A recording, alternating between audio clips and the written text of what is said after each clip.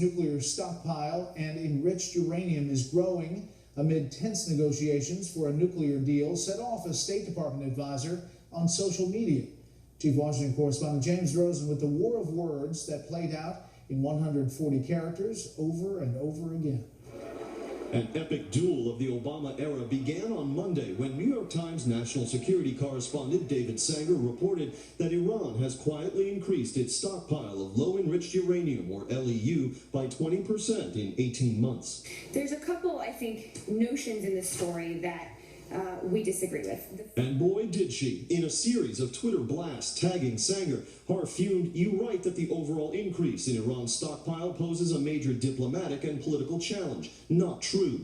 And you insinuate Iran is doing something it's not supposed to do under the Joint Plan of Action or in violation of its obligations. Not true." This type of stockpile under the JPOA and the extensions can go up and down.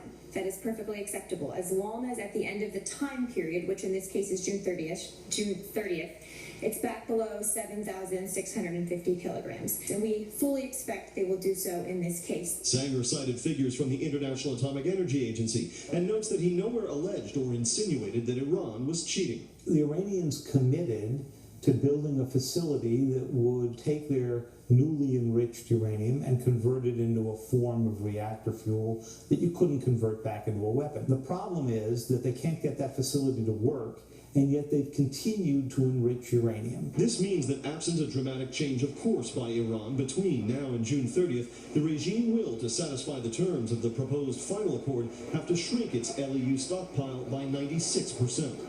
Are they going to ship their 20% enriched out? Are they going to downgrade, downblend the 5% enriched uranium that they have? There's just a lot of questions that yet are not answered. And conservative commentator David Frum, a former speechwriter to President George W. Bush, waded into the Harf-Sanger smackdown, tweeting how, quote, awful it must be for Harf to have to spin on behalf of the government of Iran. Harf shot back she was defending the Obama administration's nuclear diplomacy. Brett. A Twitter age. James.